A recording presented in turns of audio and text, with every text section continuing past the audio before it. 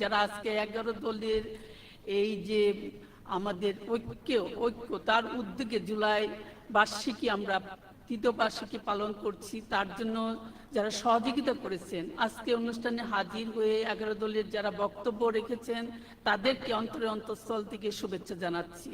এবং সেই সাথে অনেকে আসছেন, আমাদের অন্য এবি পার্টি এবং অন্যান্য পার্টি আছেন যারা 11 দলের বাইরেও আছেন, তাদেরকেও আন্তরিক শুভেচ্ছা এবং সেই সাথে সুধী এবং আপনাদের সবাইকে আন্তরিক শুভেচ্ছা, যে সময় দিয়েছেন, কষ্ট স্বীকার করেছেন, এখানে এসেছেন এবং এই অনুষ্ঠানকে যারা বিভিন্নভাবে সফলতা করার জন্য খেটেছেন তাদেরকেও আমি আন্তরিক শুভেচ্ছা জানাচ্ছি।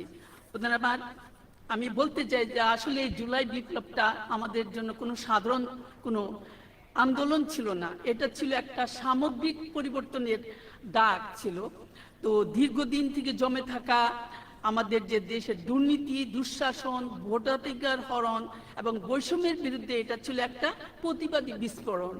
তো তরুণ প্রজন্মের নেতৃত্বে সংগঠিত এই বিপ্লব আমাদের শিখিয়েছে কিভাবে অন্যায়ের সামনে মাথা নত না করে আমাদের রুখে দাঁড়াতে হয়।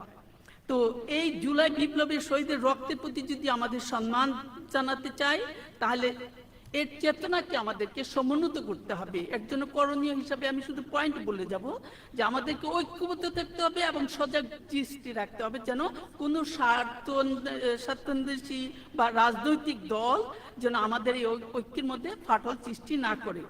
আর একটা 2 নম্বর হলো যে জুলাইয়ের বিপ্লবের স্মৃতি এবং ইতিহাসকে আমাদের সংরক্ষণ করতে হবে।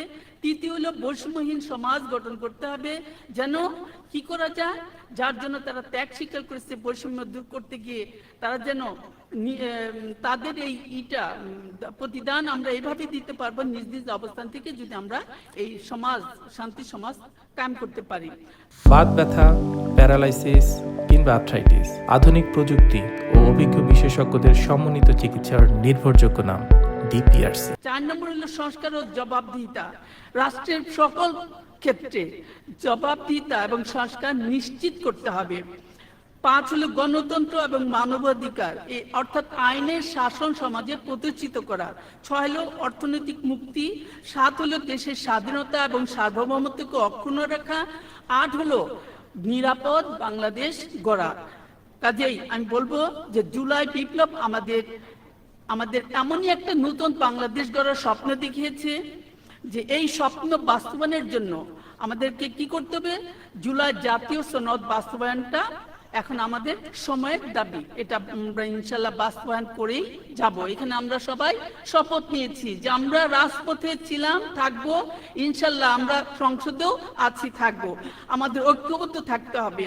শহীদের আত্মত্যাগটা তখনই সার্থক হবে যখন জুলাইয়ের সনদ বাস্তবায়ন হবে, এবং শহীদের স্ত্রী এবং মায়েদের কান্না তখনই বুঝতে পারবো যখন আমরা দুর্নীতিমুক্ত, বৈষম্যমুক্ত একটা মানবিক বাংলাদেশ বিনির্মাণ করতে পারবো।